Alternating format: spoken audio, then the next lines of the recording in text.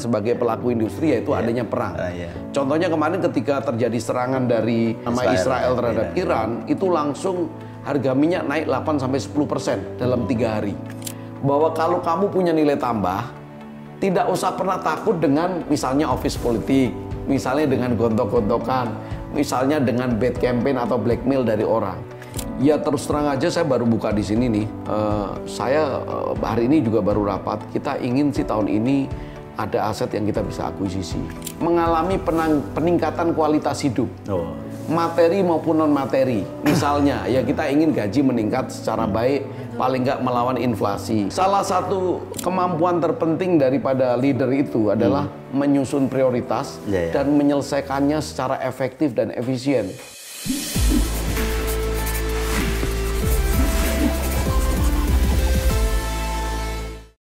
Halo investor dan sobat fundamentals dimanapun Anda berada. Selamat datang di acara podcast kesayangan kita, The Fundamentals. Tempat kita ngobrol santai, jadi cerdas, hidup berkelas. Saya Mas Hirom, host Anda, dan di episode kali ini kita akan menyelami dunia energi. Direktur Utama PT Raharja Energi Cepu, atau yang kalau di bursa news stikernya Ratu. Selamat datang Mas Mantri. Terima kasih Pak Mas Hirom, Mas Hirom atas waktunya. Mas Mantri apa kabar? Alhamdulillah baik. Gimana Pak Mas Hirom? Alhamdulillah baik. Lama ketemu kita ya? Ya 3 bulan ya. 3 bulan udah lama lah hitungannya ya. Dulu Ratu ini fenomenal sekali ya. IPO di 8 Januari 2025. Beberapa hari arah terus gitu. Mungkin bisa diceritakan proses saat itu IPO sehingga mengundang antusiasme investor yang sedemikian besar gitu waktu itu. Oke, terima kasih. Yang pertama-tama memang di tahun 2024 kita lihat tidak banyak yang perusahaan yang go public yang dianggap cukup size-nya cukup besar. Jadi Ratu beruntung karena memang investor kantongnya masih cukup tebal dan kemudian waktu itu kita IPO di awal tahun, di mana investor juga mungkin belum banyak melakukan placement atas investasi mereka sehingga kantong ini masih berisi penuh. Kemudian juga kalau kita lihat di sektor hulu migas di Indonesia ini emitennya tidak cukup banyak pilihannya. Kalau kita lihat ada Medco, ada Energi Mega Persada dan salah satunya kami. Terus kemudian juga selain soal pertama timing, kemudian soal pilihan investasi di upstream yang tidak banyak, ketiga juga kita diuntungkan dengan tipikal aset atau kinerja kita yang memang basisnya berasal dari kepemilikan pada aset-aset yang tergolong aman dan cukup produktif, yaitu aset utama kita ada di Blok Cepu. Hampir semua investor di sektor energi dan migas sangat mengenal kinerja dari Blok Cepu. Salah satu mungkin 2 besar daripada blok minyak yang menghasilkan produksi minyak terbesar untuk Indonesia. Kemudian yang kedua kita juga punya participating interest di Blok Jabung. Ini juga cukup solid kinerjanya, baru diperpanjang untuk 20 tahun di tahun 2023. Sehingga kalau kita hitung sampai 2043 ini masih ada 18 tahun. Buat saya kita merasa investor punya tingkat keyakinan dengan 2 aset yang cukup solid ini, sehingga beberapa faktor tersebut membuat menurut saya investor tertarik untuk kemudian mengejar saham Ratu. Di luar soal berbagai macam berita yang biasa yang mengikuti setiap proses IPO. Saya rasa begitu. Sekarang harganya berapa ya Mas Mantri ya? Kalau nggak salah masih hari ini kalau saya mendekati 8.000 ya, 7.400 atau 7.500 sekian ya. Bayangin loh, jadi waktu IPO itu 1.150 ya. Sekarang 6 bulan sudah hampir 8.000, 7.750 kalau tidak salah. Luar biasa nih pergerakan saham Ratu ini. Dan sebagai tambahan ya, memang saham Ratu itu ketika melakukan IPO, investor publik yang tertarik untuk membeli itu jumlahnya cukup besar. Malah salah satu yang terbesar kalau kita lihat yang paling besar di sejarah bursa Indonesia adalah waktu go public. Setelahnya ada satu perusahaan batubara dan kemudian kami. Ini menunjukkan besarnya minat investor terhadap saham Ratu saat itu. Kembali kepada soal harga IPO dan dibanding harga saat ini, memang di satu sisi kita melihat itu adalah antusiasme dan harapan publik terhadap perusahaan kami, tetapi di satu sisi juga menjadi tantangan buat kita sebagai manajemen untuk bagaimana bisa memenuhi ekspektasi dari investor. Karena investor itu kan mengejar harga pada level tertentu dan mereka terus membeli adalah refleksi dari keyakinan mereka terhadap kinerja kita di masa depan, kira-kira begitu. Ya. 7.875. 7.800 ya. Oke. Hari ini naik 125 perak atau 1,61% ya. Luar biasa. Luar biasa. Jadi datang ke sini langsung naik. Langsung naik. Apalagi kalau nanti tayang. Mas Mantri, kalau kita bicara ke depan gitu, apa sih yang ditawarkan Ratu bagi investor sehingga mempunyai keyakinan yang sama? Dari saat dulu IPO sampai sekarang yang harganya relatif naiknya kenceng gitu. Apakah ke depan masih ada potensi upside yang besar juga? Oke, jadi memang kalau kita lihat yang pertama-tama apa sih yang kita tawarkan kepada investor? Yang pertama adalah kinerja dari perusahaan yang kami yakin akan sangat solid. Kalau kita menganggap tidak ada pertumbuhan atau akuisisi di masa depan, maka dengan dua aset utama di Blok Cepu dan di Blok Jabung, kita yakin perusahaan ini akan mengenerate net profit itu pada angka yang sekarang angka 12 juta sampai mungkin bisa sampai 20 juta US dollar. Karena kinerjanya di angka tersebut dengan asumsi harga minyak tidak terlalu turun dan kinerja kita anggap stabil. Kemudian yang kedua, kita memang sebagai konsekuensi dari perusahaan publik, kita terus memperbaiki kapasitas kelembagaan kita dengan melakukan rekrutmen talent-talent terbaik serta memperbaiki tata kelola. Saya sendiri sangat concern secara pribadi, sangat concern soal tata kelola. Karena buat saya mengelola perusahaan publik itu sama dengan levelnya, sama dengan ya anggota DPR atau pejabat pemerintah. Kita memegang mandat dari publik. Bedanya adalah mandat publik di level negara basisnya adalah konstitusi, kita adalah basisnya adalah hubungan antara investor dengan manajemen perusahaan. Jadi saya sudah berpesan kepada jajaran manajemen maupun kepada karyawan untuk sangat berhati-hati mengelola baik keputusan yang bersifat strategik maupun operasional detail untuk selalu memperhatikan tata kelola. Saya bilang perhatikan ekspektasi dari investor. Kalau Anda menjadi eksekutif di perusahaan publik, itu udah biasa banget kalau perusahaan saham turun, kita mendapat personal message baik di Instagram maupun email mengenai Pak kapan saham kita naik nih Pak, saya soalnya mau pakai bayar sekolah. Ternyata itu real betul terjadi. Sehingga saya sangat hati-hati dalam memanage ekspektasi investor ini. Bagaimana di masa depan kinerja perusahaan bukan hanya bertahan, tetapi juga bertumbuh. Ini menjadi PR terbesar kami lah saat ini untuk memenuhi harapan investor. Ya, ada rencana-rencana pertumbuhan anorganik Kak? Pasti. Jadi karena kita baru IPO, kita sangat berhitung soal risiko. Risiko baik terutama risiko finansial. Sehingga kita memutuskan untuk tidak masuk kepada blok-blok migas yang sifatnya masih spekulatif. Dalam hal ini adalah blok migas yang masih tahap eksplorasi.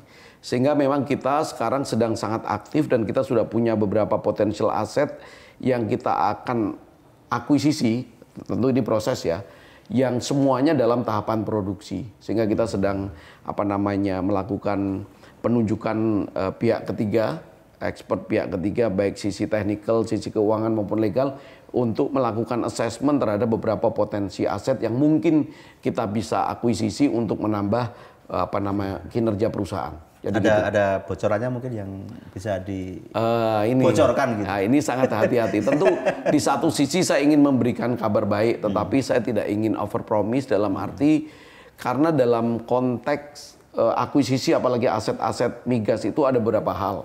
Yang pertama, kalau aset migas nasional itu sangat highly regulated.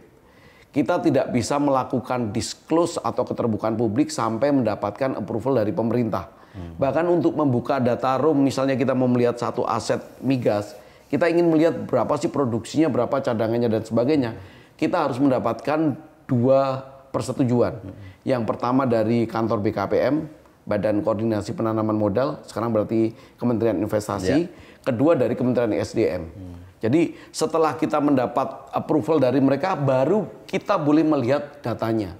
Setelah melihat datanya, kita akan melihat bagaimana valuasi berdasarkan data tersebut.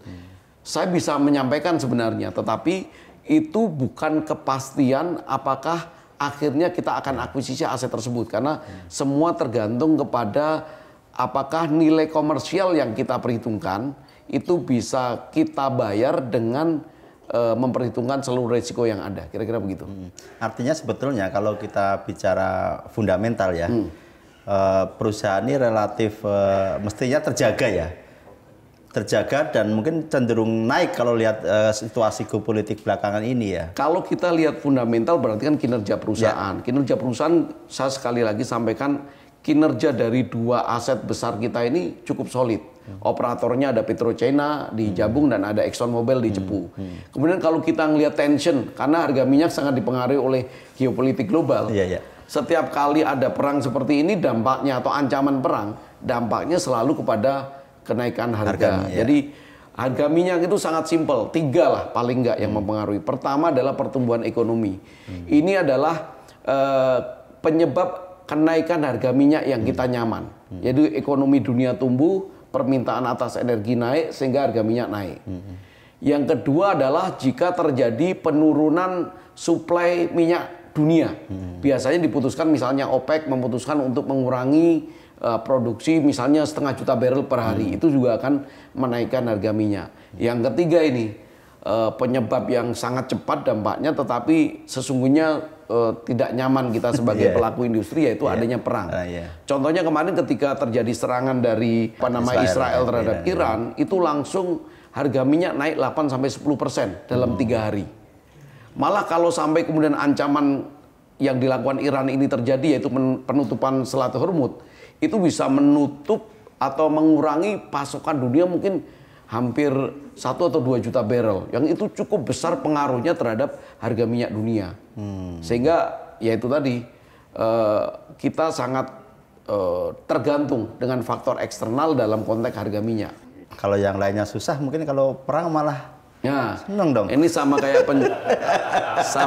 sama kayak bisnis rumah sakit.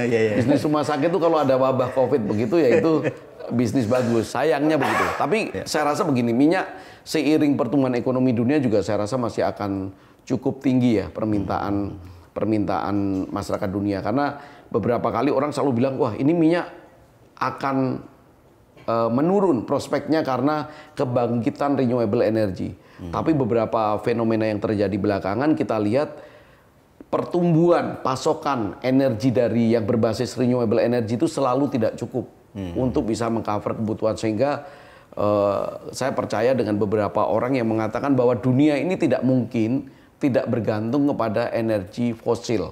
Kira-kira begitu. Oke Mas, Mas Mantri kan sebetulnya belum lama ya jadi dirut, sebelumnya kan komisaris atau komut ya? Ya, kalau di Ratu saya menjadi dirut baru tanggal 30 April. 30 April. Setelah RUPS, sebelumnya menjadi komisaris dari bulan September. Tapi sebelumnya lagi juga saya menjadi direktur pengembangan bisnis di holdingnya Ratu, yaitu Rukuna Harja. Sehingga memang kalau menjadi eksekutif dalam hal ini manajemen ya sudah hampir 6 tahun terakhir ya. Gitu. Beda nggak sih jadi komisaris sama... Nah, ini banyak pertanyaan, ini menarik nih. Konteksnya adalah kalau kita lihat fenomena yang lebih luas soal penunjukan komisaris oleh pemerintah di BUMN. Kenapa kok banyak komisaris yang sebenarnya tidak punya kompetensi teknis di industri yang mereka ditunjuk. Jadi bedanya adalah komisaris itu murni kepanjangan tangan dari pemegang saham untuk mengawasi. Namanya mengawasi kan tidak harus detail. Mengawasi itu tergantung dengan apa namanya hal-hal strategik yang memang dimandatkan oleh pemegang saham. Misalnya di komisaris itu punya kelengkapan kan namanya komite. Anggota komite itu ada komite audit, ada komite manajemen risiko, ada komite nominasi dan remunerasi. Itu masing-masing punya tugas masing-masing. Tapi kalau dibanding dengan pelaksana sehari-hari, ya kita sehari-hari memutuskan apakah kita harus menambah pegawai, harus mengurangi pegawai, itu semua adalah wilayahnya direksi. Perbedaannya lebih kepada intensitas. Sama gajinya tentunya. Gajinya, karena komisaris 40% dari gaji direksi kan. Saya berteman ya dengan Mas Mantri udah lama banget gitu dari 91 ya. Mungkin dari 91 loh, dari kecil. Dari teman SMA ya. Dari kita, mungkin sebelumnya ya. Dari SMP. Jadi dari kita SMP. Sama-sama sudah sering compete dulu. Ya. Jadi saya sering compete sama dia, saya selalu kalah sih memang. Dari kecil udah pinter banget gitu. Ya pinter lah, nggak pakai banget, pinter lah. Jadi dulu dia SMP ya, SMP ini dia udah ketemu presiden loh. Mewakili Jogja ya Mas Mantri ya? Iya, iya. SD apa SMP ya? SMP. SMP ketemu presiden. Soeharto. Wah, kalau Soekarno tua banget dong. Mewakili Jogja. Masih muda. Terus satu SMA terus beliau pindah ke Jakarta, terus kuliah di UI ya sampai sekarang. Garis tangannya selalu bagus gitu. Mas Mantri mungkin ada satu filosofi dalam karir. Ya, sebenarnya saya tidak pernah punya cita-cita secara spesifik menjadi apa gitu ya. Tapi yang menjadi obsesi dalam hidup, saya ingin selalu punya nilai tambah. Nilai tambah itu tidak selalu dalam lingkungan yang besar, menjadi direktur, menjadi menteri gitu enggak. Tetapi dalam lingkungan kecil pun kita ingin memberi nilai tambah. Misalnya kita ketemu orang murung ya, kita cerita-cerita apa sih murung, karena apa yang bisa kita bantu, entah sekedar pendapat atau uang kecil atau akses informasi, itu di lingkungan kecil ya. Kalau di lingkungan perusahaan, saya selalu berpikir ketika saya mendapat gaji, let's say lah, saya mendapat paket gaji setahun 1 miliar gitu. Saya selalu berpikir bagaimana perusahaan mendapat nilai tambah dari saya yang nilainya minimal 1 miliar. Itu betul-betul secara disiplin saya hitung. Bagus nih kalau semua karyawan, semua saya hitung begitu. Karena begitu, saya tidak ingin sepanjang perjalanan ini kan kita akan dinilai dari track recordnya. Jadi oh ya Pak Mantri waktu di perusahaan A dia berhasil meningkatkan sales menjadi sekian, oh dia berhasil membuat perusahaan hubungan dengan masyarakat menjadi baik. Misalnya waktu saya kerja di perusahaan minyak di Maluku, ada di namanya di Bula. Bula itu dari Ambon masih terbang sekitar 1 jam. Yang saya perbaiki adalah peningkatan keterlibatan dari pegawai lokal. Yang saya perbaiki adalah hubungan baik dengan stakeholder lokal. Yang saya perbaiki adalah tingkat kesejahteraan pegawai lokal. Hal-hal seperti itu membuat saya merasa punya impact kehadiran saya dibanding ketika saya belum hadir. Dan bukan melebih-lebihkan ya, ketika saya berada di sana, pegawai itu gajinya meningkat cukup signifikan. Beberapa pegawai yang belum pernah melihat Jakarta, saya kirim ke Jakarta untuk melihat training, untuk mengikuti training. Hal-hal seperti itu kecil, tapi saya yakin itu punya dampak. Tidak secara kemampuan teknis, tapi ketika orang dari kampung kita kirim ke Jakarta training, saya sering bercanda sama teman-teman, mereka lihat Monas aja jadi pinter kok, belum ikut trainingnya. Karena apa? Training itu kadang-kala bukan tentang belajar pengetahuan teknis, tetapi meningkatkan kepercayaan diri dan kemudian mendapatkan horizon yang lebih luas tentang hidup mereka. Oh ternyata Indonesia itu seluas ini. Kalau Anda pergi ke Amerika, pergi ke Cina, pergi ke Arab misalnya, sebenarnya juga kalau bicara praktek kehidupan ya sama-sama saja, tapi kita selalu menemukan perspektif baru atas banyak hal. Cara makan, cara bertegur sapa misalnya. Hal-hal seperti itu buat saya penting untuk pegawai kita dorong untuk selalu masuk ke area-area baru, wilayah-wilayah baru. Itu akan meningkatkan tingkat kepercayaan diri mereka. Di Maluku, di Ambon dulu saya meningkatkan kepercayaan diri dan sense of belonging dari pegawai. Di tempat lain, misalnya saya pernah kerja di perusahaan Korea di batubara, saya mengajarkan kepada eksekutif Korea bagaimana ketika melakukan akuisisi lahan, saya perusahaan batubara, kan sekarang lagi rame nih soal pertambangan yang merusak dan sebagainya. Enggak, pertambangan itu tetap bisa dilakukan dengan cara yang baik. Teman-teman harus tahu, perusahaan besar itu sekarang tidak ada yang berpikir untuk merusak lingkungan, merusak masyarakat. Karena kalau perusahaan besar menghisap lingkungan, mematikan ekonomi masyarakat sekitar, kan daya beli masyarakat turun. Kalau perusahaan-perusahaan besar ini tetap membesar dan masyarakat pembeli konsumennya turun, ya mereka juga nggak bisa bisnis.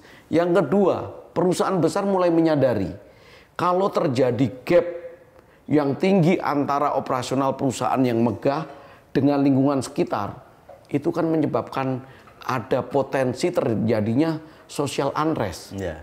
Kalau terjadi social unrest, perusahaan itu seketika bisa collapse kok. Jadi kita, perusahaan-perusahaan ini, terutama perusahaan asing, mulai sadar ada yang namanya ISO 26000, yaitu tata kelola kualitas dalam diantaranya menghormati pelaksanaan HAM, menghormati hak karyawan, menghormati lingkungan sekitar, betul-betul diukur. Malah sekarang ada yang namanya sustainability report, ada ESG score. Saya hanya mau ngasih perspektif, bukan karena saya bekerja di industri tambang nih, tetapi bahwa semua ini bergerak menuju titik tengah. Industri ekstraktif, industri pertambangan juga menangkap konsen adanya protes dari aktivis lingkungan, adanya protes dari aktivis perburuan. Kita ingin mencoba memperbaiki tata kelola, termasuk mungkin nanti kita akan bahas adalah soal bagaimana pemerintah sekarang juga mulai mengeluarkan aturan-aturan soal bagaimana mengelola carbon emission. Makanya ada peraturan Menteri ESDM yang mengatur soal itu. Pemerintah juga udah set kita mau net zero emission kalau pemerintah di 2060. Walaupun kalau di level global di 2050. Seperti itulah Pak Mas Hirom, fenomenanya. Iya, luar biasa sekali Mas Mantri ini. Mas Mantri, sebetulnya dulu kan dari Jogja, dari Bantul, dari kampung. Terpikirkan nggak jadi dirut emiten gitu? Gini, kalau jujur menggambarkan bahwa saya akan menjadi dirut, tentu gambarnya tidak ke sana. Tapi bahwa saya yakin saya akan punya peran, itu memang jujur aja saya yakin sih. Karena kan ceritanya begini. Ya kalau sekolah di SD SMP kan karena di kampung kita sangat menonjol lah ya, sangat menonjol, dan saya kompetisi kan sampai level nasional kan juga bisa eksis. Jadi saya selalu berpikir, oh berarti kalau kita konsisten dari kampung dan dari Jakarta, kita bisa bertemu di panggung yang sama, dan kita bisa juga mengalahkan waktu itu beberapa pelajar dari kota yang jauh lebih besar. Jadi saat itu saya udah yakin bahwa dalam konteks kompetisi, asal kita punya kemampuan, kita bisa meraih sesuatu. Sehingga dalam setiap pekerjaan, saya tidak mengeset ambisi untuk menjadi apa. Tapi saya berpikir dengan kemampuan, dengan determinasi, kita pasti bisa deliver sesuatu. Lah deliver sesuatu itu tergantung orang menilai bagaimana nanti. Kalau orang menilai baik, saya yakin. Dan ini saya pesankan ke pegawai maupun ke adik-adik di komunitas aktivis ya. Bahwa kalau kamu punya nilai tambah, tidak usah pernah takut dengan misalnya office politik, misalnya dengan gontok-gontokan, misalnya dengan bad campaign atau blackmail dari orang. Karena at the end, terutama di industri, bukan di industri, di kalangan bisnis yang sangat rasional, yang akan bertahan adalah orang-orang yang punya nilai tambah. Bisnis itu soal membuat nilai tambah. Lebih straightforward lagi adalah kamu bisa menghasilkan uang berapa, kamu bisa mendekati bos, kamu bisa cerita ke publik soal banyak hal. At the end, akhir tahun kan akan diuji. Kamu mencapai target nggak? Baik secara individu maupun secara kelembagaan, dalam hal ini perusahaan. Tadi Mas Mantri bicara soal zero emission ya di 2060 itu kan tentunya ada dampak juga ke perusahaan-perusahaan migas gitu. Ada nggak strategi jangka panjang untuk mengantisipasi ini gitu? Oke, karena tipikal kita adalah investment company, artinya begini, kita punya partisipasi atau kepemilikan di blok-blok migas, tetapi kita bukan operator. Karena bukan operator, kita sangat tergantung kepada bagaimana operator memanage isu ini. Tetapi sebagai gambaran, kalau bicara kampanye net zero emission, perusahaan-perusahaan global itu udah sangat agresif, terutama perusahaan yang dari Eropa dan dari Amerika. Kayak Exxon itu sangat agresif. Bagaimana cara mereka untuk mengurangi emisi dari proses penambangan hulu minyak. Lalu bagaimana caranya? Mereka itu sekarang aktif menerapkan yang namanya yang disebut sama Mas Gibran dalam debat cawapres, yaitu namanya CCUS, Carbon Capture, CCUS, Utilization and Storage. Jadi emisi itu ditangkap dengan teknologi yang sebelumnya dibuang ke udara akan ditangkap, kemudian ada yang disimpan, ada juga yang diinjek ke dalam kompartemen atau sumur-sumur minyak untuk menambah dorongan minyak itu naik ke atas. Jadi seperti itu, ada namanya CCUS. Kita, beberapa partner kita seperti PetroChina dan juga Exxon sebagai operator di Cepu dan Jabung sudah mempelajari penerapan CCUS. Lalu kapan diterapkan? Kalau di Indonesia kan kita taat terhadap aturan yang dibuat oleh pemerintah. Pertama ada Permen nomor 2 tahun 2023, Permen ESDM, soal tata cara penyelenggaraan penangkapan dan penyimpanan maupun penggunaan karbon dari hasil industri hulu migas. Kemudian ada Permen yang baru dibentuk tahun nomor Permen ESDM nomor 16 tahun 2024. Ini tentang di mana sih karbon yang sudah ditangkap ini disimpan. CO2 ini disimpan di mana? Itu ada penentuan wilayah juga diatur oleh ESDM. Lalu cara lain gimana? Yang disebut tadi itu adalah menangkap dan menyimpan atau mengurangi emisi dengan menggunakan teknologi. Itu salah satu cara. Cara yang lain dengan adanya carbon offsetting. Apakah kita kemudian menanam hutan yang bisa menangkap CO2 atau kita membeli carbon trading dari perusahaan yang memang menyelenggarakan jasa hutan penjualan carbon trading, tapi itu semua tergantung kepada kesiapan ekosistem bursa karbon di Indonesia. Ya ini kita masih melihat seperti tadi Mas Sirom, peraturan Menteri ESDM sendiri soal carbon emission baru keluar, terutama yang wilayah penyimpanan di Desember 2024, sehingga ya kita lihatlah sambil jalan. Intinya baik dari sisi teknologi, dari sisi carbon offsetting maupun dari sisi operasional yang kecil-kecil, kita udah mulai mencoba bagaimana mengurangi tingkat emisi. Misalnya Mas Basirom dan teman-teman, kami di Ratu itu mulai mengganti mobil dari yang bensin menjadi listrik ya. Itu bagian dari campaign kita. Walaupun kita yakin kita ini perusahaan minyak, tapi kita yakin bahwa kita ingin menunjukkan goodwill bahwa kita bersiap dalam menghadapi transisi menuju kampanye net zero kalau Indonesia di 2060. 2060 ya. Jadi intinya karena operatornya juga sudah bersiap untuk bersiap, Ratu juga semoga juga akan ikut bersiap juga. Nah kalau kita bicara jangka pendek mungkin Mas Mantri, untuk tahun ini target manajemen apa nih untuk Ratu yang mungkin bisa disampaikan ke investor ya? Ya terus terang aja saya baru buka di sini nih. Saya hari ini juga baru rapat. Kita ingin sih tahun ini ada aset yang kita bisa akuisisi. Wah ini. Inginnya ya, inginnya.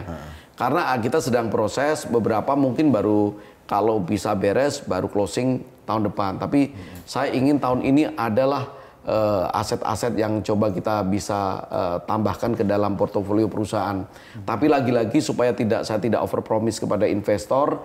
Ini adalah keinginan kuat dari saya selaku dirut yang saya tekankan berkali-kali dan sudah menjadi juga tekad manajemen. Nah, harapannya tentu dalam prosesnya tidak mengalami banyak hambatan. Hanya memang fenomena naiknya harga minyak hari ini membuat valuasi jadi bergerak cepat. Yang awalnya misalnya bisa 30-40 juta karena valuasi jadi lebih mahal. Karena salah satu triggernya kan harga minyak. Nah itu mungkin tantangan kita lah, kira-kira begitu.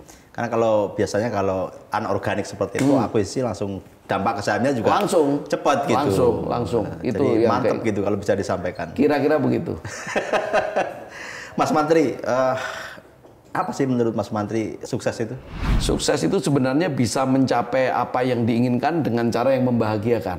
Nah, banyak orang bisa mencapai apa yang diinginkan tetapi caranya menyiksa. Atau ada orang yang bisa menikmati proses tapi hasilnya tidak maksimal. Jangan dua-duanya tapi. Ya. Gimana tuh dua-duanya? Udah bahagia.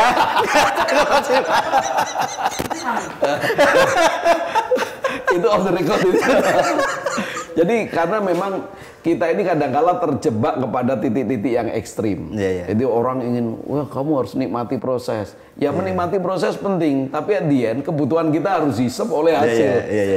Hidup kita bisa berlangsung dalam jangka panjang kalau hasilnya sustain.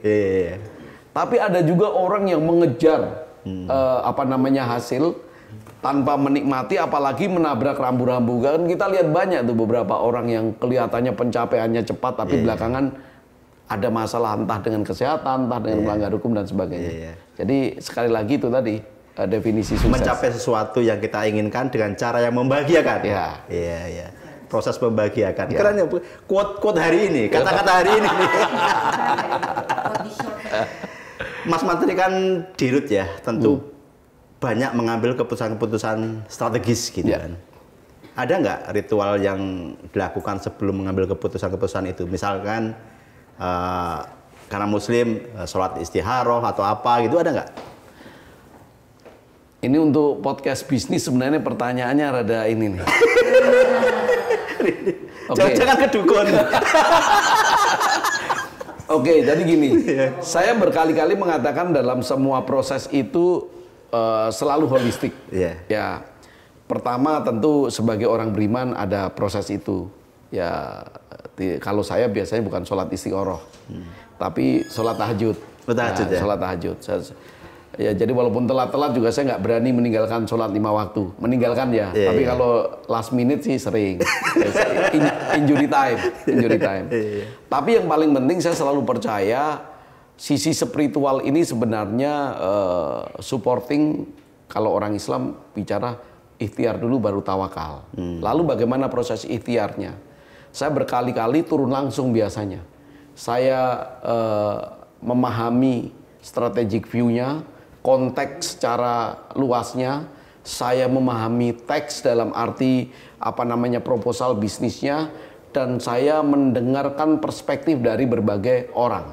Jadi dalam rapat-rapat saya selalu mendorong anak buah berani untuk menyampaikan gagasan. Dan itu betul-betul kita panggil, kita minta. Karena anak buah itu selalu ada keengganan untuk menyampaikan pendapat, apalagi yang berbeda dengan standing kita. Jadi saya wajibkan mereka untuk memberikan perspektif ketika berdebat mengenai apakah aset ini layak atau enggak. Jadi saat meeting semua harus ngomong? Harus ngomong. Saya dorong sekali. Saya termasuk yang sangat cerewet ketika meeting. Karena saya bilang begini, kalian dan kita semua ini dalam mengambil keputusan, kita harus tahu konteksnya, kita harus tahu teksnya, dan kita harus tahu detail teknikal yang melingkupi dari apapun yang menjadi dasar keputusan kita. Saya nggak mau kalau anak buah presentasi Pak Masirom, ada satu kalimat yang dia nggak paham. Baik secara teks, baik secara konteks, apalagi teksnya. Misalnya, mereka ada satu singkatan. Saya akan tanya, kamu paham nggak singkatan ini artinya apa? Saya bilang, kamu nggak mungkin menerangkan, mempresent sesuatu kepada orang ketika kamu sendiri sebagai presenter nggak paham. Dan paham itu ada dua, saya bilang. Satu, paham teksnya, dua, paham konteksnya. Karena kalau hanya paham teksnya saja, nggak paham konteksnya, ada puzzle yang terputus. Dalam bisnis itu seringkali kita harus tahu yang namanya bisnis model dan bisnis proses. Itu hal-hal seperti itu. Saya terus terang sangat cerewet dalam rapat sebelum pengambilan keputusan. Yang paling penting Pak Masirom dalam pengambilan keputusan, saya selalu mendasarkan kepada data. Data ya. Supaya apa? Justified. Dulu orang seolah-olah kan begini. Orang dulu pebisnis dulu banyak mengambil keputusan menggunakan intuisi. Teman-teman jangan salah. Yang disebut intuisi adalah gabungan antara kecerdasan dan pengalaman. Apa sih pengalaman? Pengalaman adalah akumulasi data yang disimpan di dalam benak kita. Jadi saya selalu sekarang lihat, lihat kinerja 3-5 tahun terakhir. Bagaimana tren harga minyak. Ketika kita memproyeksikan ke depan, kita lihat 5 tahun terakhir proyeksinya seperti apa. Lihat kinerja produksinya seperti apa. Kan nggak bisa kalau misalnya tiba-tiba tahun ini produksinya naik 200%. Kita lihat jangan-jangan ada faktor yang sifatnya one time aja. Kalau ketika normalize ternyata nggak jalan gitu, nggak setinggi itu. Hal-hal seperti itu saya sangat detail. Once mengambil keputusan, semua saya jajarkan di meja. Semua tadi konteks, teks dan perspektif dari semua orang yang terlibat. Saya hanya bertanggung jawab ketika itu udah salah. Kalau sudah diputuskan dan itu sukses, tentu milik bersama-sama karena semua orang menyumbang. Tapi kalau gagal, saya merasa saya udah mendengarkan semua perspektif, justifikasinya saya udah ambil, jadi kalau toh gagal saya akan bisa jawab ke semua orang. Kira-kira begitu. Ya, ya. Menarik sekali nih filosofinya, pengalaman-pengalamannya, inspirasinya juga menarik sekali Mas Mantri. Mas Mantri mungkin dalam pandangan Mas Mantri, seorang CEO, seorang dirut itu seperti apa sih idealnya gitu? CEO itu sama dengan pemimpin pada umumnya. Yang paling penting sih dia harus memiliki nilai tambah yang dapat dirasakan oleh stakeholders. Kan mungkin kalau pembaca umum atau masyarakat umum tidak tahu bedanya stakeholder dan shareholders. Shareholders ya pemegang saham langsung. Tapi stakeholder itu luas. Pemegang saham, karyawan, supplier. Seorang CEO perusahaan itu dianggap berhasil jika dia secara kinerja perusahaan membawa misalnya meningkatkan keuntungan, meningkatkan kualitas hidup pegawai. Jangan salah, saya kalau di kantor, saya selalu mengatakan kita bekerja ini nggak sekedar nyari uang. Saya ingin semua pihak yang terlibat mengalami peningkatan kualitas hidup. Materi maupun non materi. Misalnya, ya kita ingin gaji meningkat secara baik, paling nggak melawan inflasi. Tolong Terus yang kedua, saya selalu mengatakan teman-teman harus tahu tujuan bekerja ini untuk apa.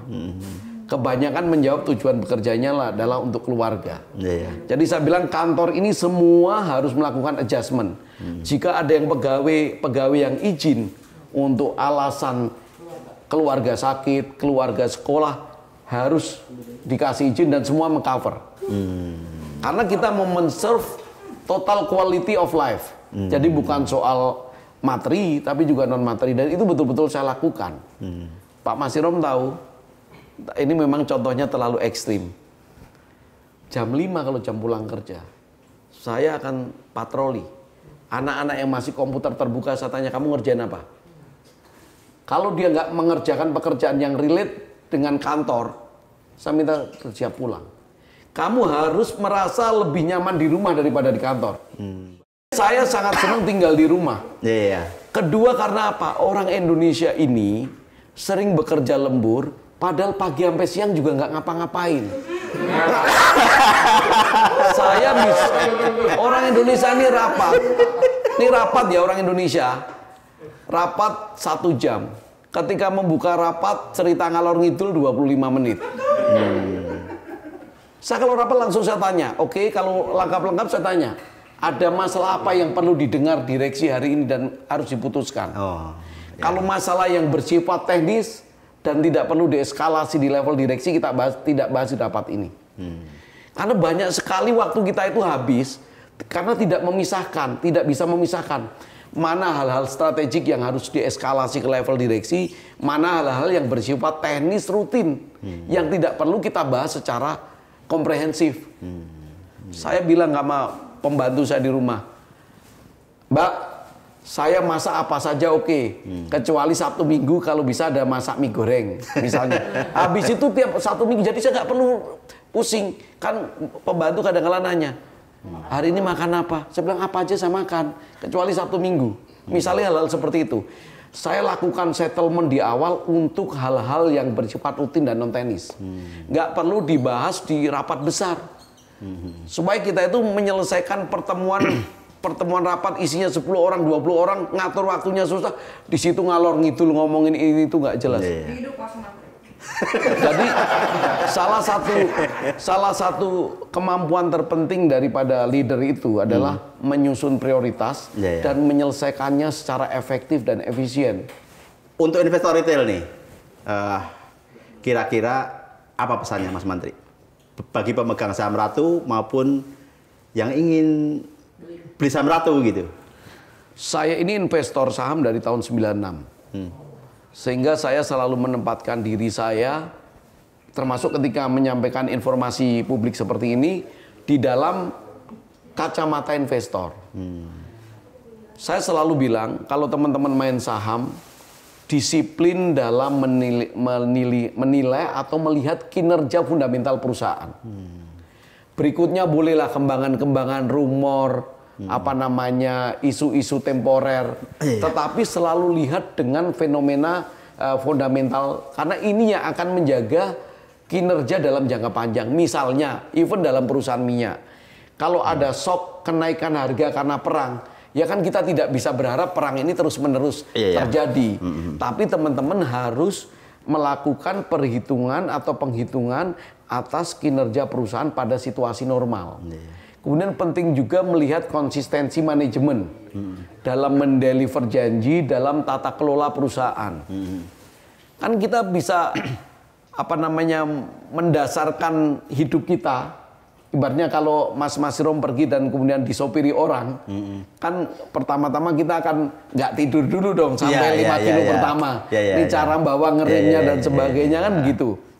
Begitu dia kelihatan ajrut-ajrutan bawahnya, ya pasti nggak tidur sampai ujung kan. Tapi begitu bawahnya halus, ngatur jaraknya bagus, ngatur ngerimnya nggak mendadak, ya mungkin pelan-pelan kita bisa tidur. Apalagi kan udah usia mulai. Jadi, ya sama dengan fenomena kita memilih saham publik. Kita harus lihat bagaimana manajemen mengelola, tata kelolanya, ketika mengakuisisi pricingnya, ketika menyampaikan informasi publik apakah ada bluffing atau enggak. Karena saya lihat ada beberapa perusahaan publik yang juga hobinya itu seperti politisi. Politisi itu katanya kan berani menjanjikan membangun jembatan bahkan di tempat yang tidak ada sungai. Jadi saya kalau ada misalnya corporate action atau rencana akuisisi dengan tingkat kematangan 90%, dalam penyampaian seperti ini saya diskon dulu. Bukan bermaksud untuk menutupi, tetapi begini, saya khawatir ada faktor di last minute yang membuat transaksi batal. Sementara investor udah terlanjur masuk. Mungkin mereka tidak rugi, tetapi harus menunggu lebih lama lagi kan. Itu yang kadang-kala buat saya, waduh, berat ya. Apalagi investor retail, teman-teman harus tahu, itu kadang-kala mereka misalnya, ini buat anak saya sekolah, tahun depan saya belikan saham dulu. Wah, itu masalah itu. Kita tiba-tiba bisa punya dosa jariah karena anak orang tidak bisa sekolah. Ya kan, kira-kira gitulah. Baik, terima kasih Mas Mantri atas waktunya. Thank you. Jadi tamu perdana nih di The Fundamentals. Terima kasih sekali lagi untuk Sobat Investor. Demikian tadi perbincangan saya dengan Direktur Utama PT Raharja Energi Cepu atau yang memiliki news stiker Ratu. Banyak sekali hal-hal yang disampaikan oleh Pak Dirut tadi. Semoga bermanfaat bagi sobat investor semuanya. Untuk Anda para investor dan sobat fundamentals, jangan lewatkan episode menarik lainnya dari podcast kami. Terus ikuti update dari kami karena kami akan selalu menghadirkan narasumber-narasumber inspiratif, narasumber-narasumber A1, C-level dari para emiten yang tercatat di Bursa Efek Indonesia. Saya Mas Rom, undur diri, ngobrol santai, jadi cerdas, hidup berkelas. Sampai jumpa di episode selanjutnya. Thank you.